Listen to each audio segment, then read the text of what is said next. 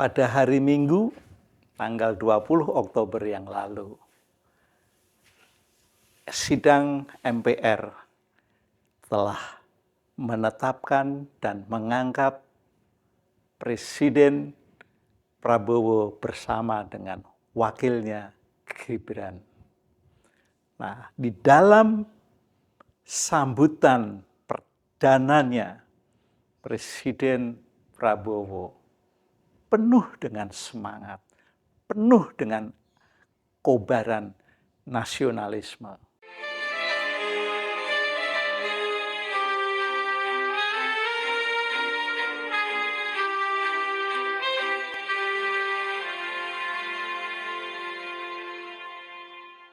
Dan dia juga boleh dikatakan dalam pidato itu membakar masyarakat, membakar pendengar yang ada di gedung MPR.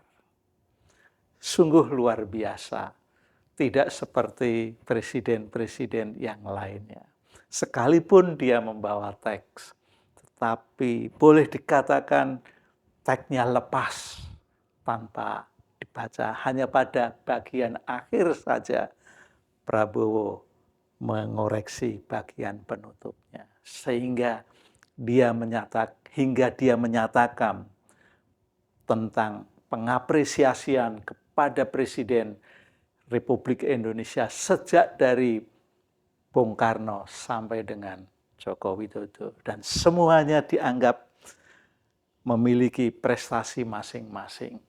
Nah, itulah keadaban Presiden Prabowo pada saat menyampaikan pidato perdananya.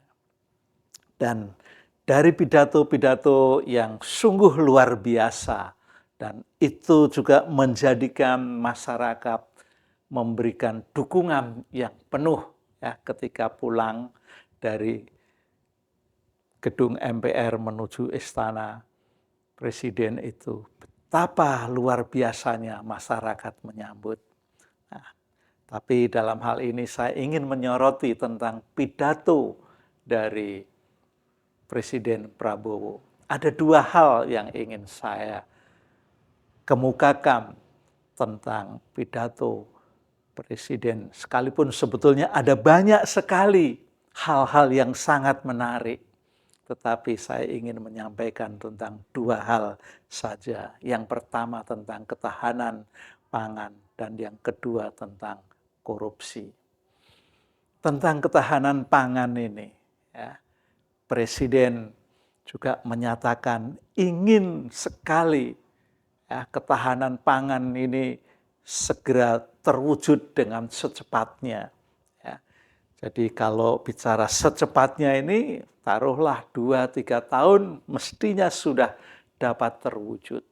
Apalagi nanti menteri yang ditugasi untuk mengelola tentang pangan ini juga bisa membuat program-program yang bagus. Ya, kami yakin bahwa Presiden yang dulunya pernah menjadi pengurus organisasi HKTI, ya, Himpunan Tani Indonesia itu, dia tahu persis tentang masalah pertanian. Nah, semoga saja masalah pertanian ini yang sebetulnya wilayahnya cukup luas, tidak hanya semata-mata sawah, tetapi juga perkebunan.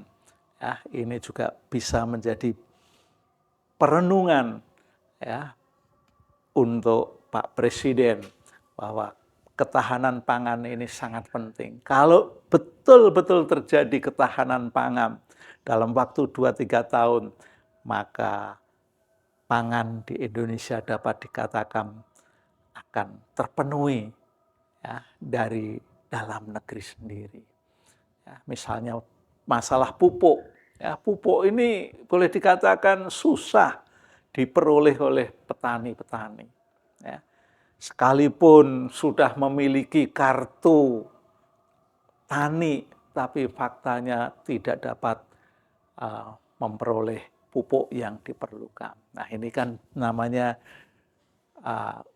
mengganggu tentang ketahanan pangan. Dulu pernah digembar-gemborkan bahwa sawah 1 hektar itu bisa melampaui hasil panennya sampai 7 ton. Ya, tapi kenyataannya saat ini sangat susah. Ya, barangkali karena sistem pengadaan pupuk susah, sistem irigasi kurang baik. Ya, soal tanaman-tanaman perkebunan seperti tanaman industri, ya, yang tampak berkembang hanyalah kelapa sawit saja. Padahal tanaman industri sesungguhnya cukup banyak, ya, ada kelapa, ya, ada tembakau, ada kopi, ada coklat, ya, lalu masih banyak yang lainnya lah. Dan kalau ini dikelola dengan baik, kami percaya dan Presiden juga meyakini itu bisa terjadi kalau dikelola dengan baik. Malahan saya mendengar ada Menko-nya sendiri saat ini, yaitu Menko Pangan. Nah, kalau Menko ini nanti mampu membuat klaster-klaster, ya, misalnya di Provinsi X, ya, kalau sawahnya luas, bisa ditingkatkan hasil panennya. Kalau tidak ada sawah, mungkin untuk perkebunan apa yang cocok? Kalau tidak untuk perkebunan, mungkin juga cocok untuk palawija, tanaman-tanaman yang semusim itu. Ya. Di Indonesia sebenarnya tanah-tanah kosong masih banyak dan banyak yang tidak tergarap dengan baik.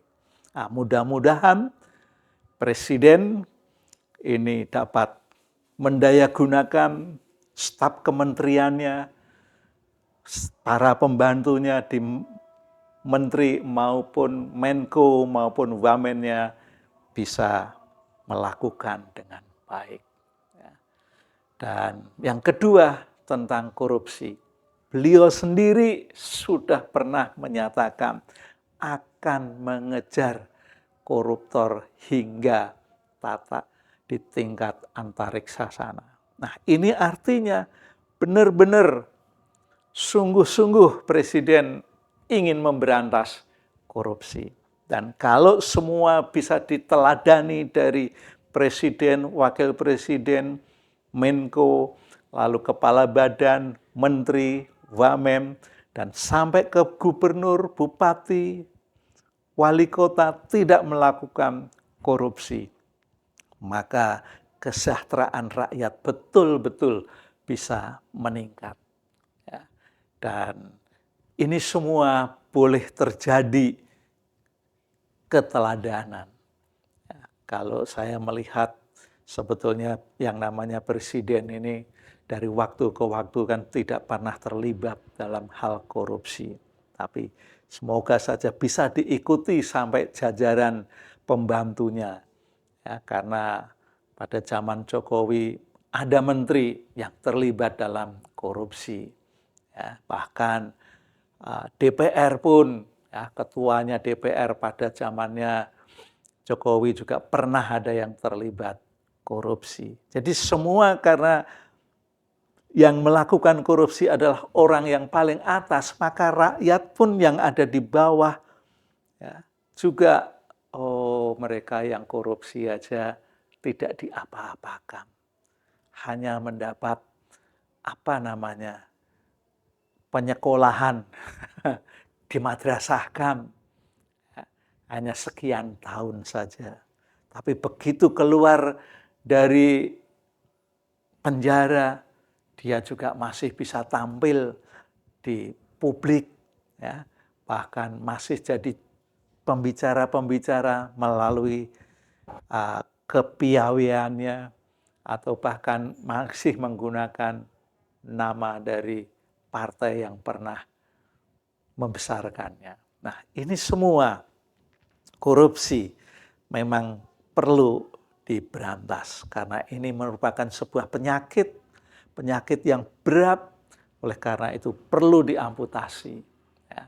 Kalau Cina dulu pernah presidennya ketahuan siapapun yang melakukan korupsi dibunuh. Ini luar biasa. Tapi Indonesia kan tidak sampai ke situ, tapi hanya memikirkan bagaimana memiskinkan.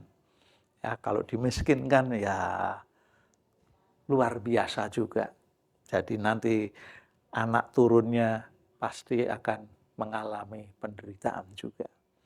Nah, korupsi ini memang boleh dikatakan sudah sangat mengakar, ya, karena sejak zaman dulu korupsi itu ada di mana-mana. Dan korupsi di Indonesia levelnya juga sudah cukup tinggi. Ya. Jadi pernah ada penelitian tentang korupsi dan isu korupsi secara global, Indonesia termasuk yang terbesar juga. Nah, ini artinya Pak Prabowo benar-benar ingin mengurangi, ya, korupsi. Syukur-syukur bisa berkurang secara signifikan. Ya, kalau berkurang secara signifikan ini mestinya mulai dari jajaran kementerian dulu. Ya, lalu pegawai-pegawai di kementerian.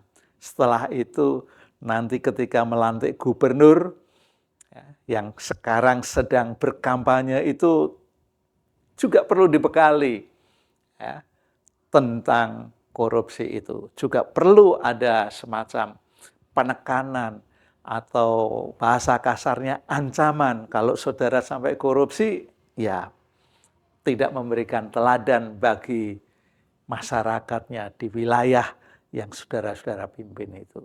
Itu misalnya Pak Prabowo selaku presiden memberikan pengarahan dalam pelantikan. Pastilah itu akan memberikan semangat bagi rakyat Indonesia untuk memberikan apresiasi yang luar biasa kepada presiden bahwa kepemerintahannya memang benar-benar ditujukan kepada rakyat, ditujukan untuk kesejahteraan rakyat. Karena siapapun yang mengabdikan diri dalam pemerintahan sebetulnya bukan untuk mencari kekuasaan, bukan untuk mendapatkan jabatan yang kelihatannya mentereng, tetapi justru para pejabat ini harusnya melayani masyarakat. Ingat, di Indonesia yang jumlahnya 280 juta jiwa itu, ya, masih banyak yang hidupnya susah, ya, masih banyak yang sarana transportasinya untuk menuju tempat tinggalnya juga sangat susah. Nah, ini semua sebetulnya perlu menjadi perhatian oleh para pembantu presiden yang dilantik pada hari ini, tanggal 21 Oktober. Jadi dengan demikian Pak Presiden mulai sekarang sudah mulai menugaskan kepada menteri-menterinya. Begitu dilantik langsung kerja. Paling tidak hari ini begitu dilantik dia langsung melakukan serah terima jabatan. Sekalipun masih banyak menteri-menteri yang tidak mengalami perubahan posisi, ya, sehingga dia tidak perlu melakukan serah terima jabatan. Dan terus hari ini mulai bekerja, besok terus bekerja, dan bekerja, sehingga betul-betul Presiden Prabowo menjadi tumpuan harapan bagi rakyat Indonesia, tumpuan untuk kesejahteraan rakyat Indonesia. Dan melalui program-program yang pernah dicanangkan pada masa kampanye, khususnya tentang makan bergizi bagi anak sekolah, ini juga semoga segera terwujud. Syukur-syukur di antara bulan November, Desember itu sudah bisa dilaksanakan, sehingga anak-anak sekolah itu pun bisa langsung merasakan, ya, untuk berpikir dengan baik, ya, karena saya melihat di kampung-kampung banyak sekali anak-anak sekolah yang berangkat ke sekolah tidak sarapan dengan baik. Ya, kalau istirahat dia hanya meluangkan waktu jajanan yang sangat-sangat sederhana, boleh dikatakan kurang bergizi, yaitu cilok, aci yang dicolok itu. Nah, ini semua harapan rakyat bertumbuh kepada presiden untuk mewujudkan kesejahteraan rakyat melalui para pembantunya, para menterinya. Oke, sampai di sini kita berjumpa pada sesi yang lain. Bye-bye.